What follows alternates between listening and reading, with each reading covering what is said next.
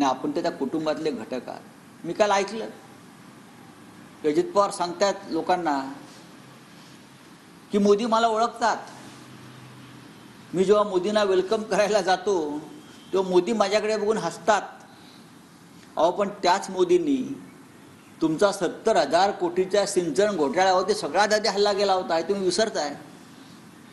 तेच ना मोदी, तेच अमित शहा ज्यांनी तुमच्या भ्रष्टाचारावर येऊन हल्ला केला होता।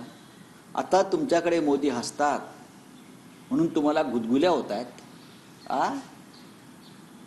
काय आता शिंद्यांना गुदगुल्या होतात, माझ्या अमित शहाशी म्हणे चांगले संबंध आहेत। हे अमित शहा त्यांना तुरुंगात टाकायला निघाले होते शिंद्यांना, तुम्हाला माहीत नसेल तर सांगतो।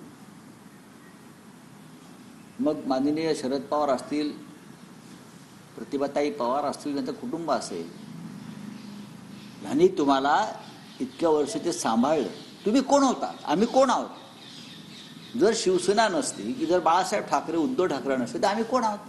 आम्ही कोणी नाही। जर शरद पवार नसते, त्यांनी इतकं मोठं साम्राज्य उभं केलं नसतं। तुम्ही अजित पवार तुम्ही कोण आहात? बारामतीत तुम्ही सायकलवरती फिरत होता मी पाहिलेलं आहे। पण माणसानं एवढं कृतज्ञ असू नये, कृतज्ञ घलानं माणसानं कायम कृतज्ञता ठेवली पाहिजे। आता तुम्हाला राम भक्तीला तुम्ही जागताय ना, राम नामाचे गोडवे गाताय ना, मग रामाकडून आधी ही कृतज्ञता शिका आणि मग मोदीचे गोडवे गा। मोदी म्हणे आम्हाला ओळखतो। अरे मोदीला आम्ही ओळखतो, तुम्हाला मोदी ओळखतात, पण मोदींना आम्ही जास्त ओळखतो। पण कालचं वक्तव्य हे महाराष्ट्रामध्ये, महाराष्ट्राच्या जनमानसामध्ये अस्वस्थता निर्माण करणार, की राजकारणामध्ये कुटुंबातल्या व्यक्ती अशा प्रकारे वागू शकतात सत्तेसाठी, फायद्यासाठी। हे काल या राज्याने पाहिलं आणि हे विष, हे जे विष आहे घराघरात मनामनामध्ये पेरण्याचं काम हे भारतीय जनता पक्षाने केलेलं आहे। म्हणून महाराष्ट्र या भारतीय जनता पक्षाला कधी माफ करणार नाही। आज तुमची सत्ता उद्या जाईल, लोक रस्त्यावरून तुम्हाला तुडवतील, लक्षात घ्या।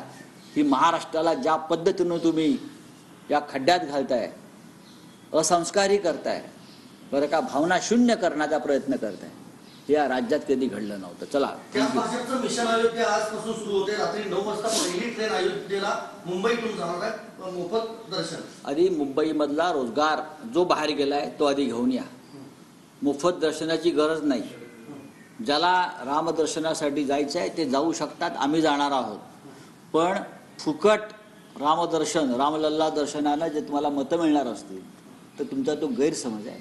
लोकांना रोजगार हवा आहे, लोकांना उद्योग हवा आहे, लोकांना शिक्षण हवं आहे, लोकांना आरोग्य हवं आहे, लोकांना उत्तम कायदा आणि सुव्यवस्था हवी आहे, आणि ती तुम्ही देत नाही आहात। रामलल्लाच्या नावावर या सगळ्या गोष्टी तुम्ही खपवू नका। भुजबळांनी एक ट्विट केलंय, करू द्या, करू मोठ्या क्रांतीची नावी समाजाने मराठा समाजाच्या त्यांना प्रश्न विचारा।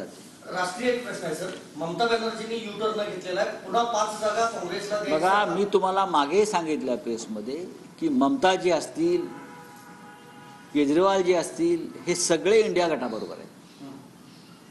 काही स्थानिक लहान सहान मतभेद झाले असले तरी ममता दिदी असतील किंवा अरविंद केजरीवाल असतील, हे पूर्णपणे इंडिया आघाडीबरोबर ठामपणे उभे आहेत।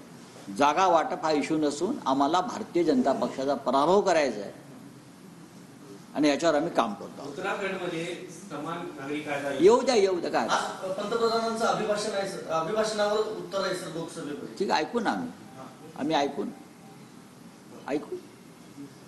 चला बता। तर भाजपा घराघरात विष कालवत आहे, जनता हे विसरणार नाही असं संजय राऊतांनी म्हटलेलं आहे। अजित पवारांना मोठं शरद पवारांनी केलेलं आहे। अजित पवार बारामतीमध्ये सायकल चालवायचे, शरद पवारांनी त्यांना मोठं केलं आणि कालचं अजित पवारांचं वक्तव्य हे अस्वस्थ करणारं होतं, अशा शब्दात संजय राऊत यांनी हल्लाबोल केलाय।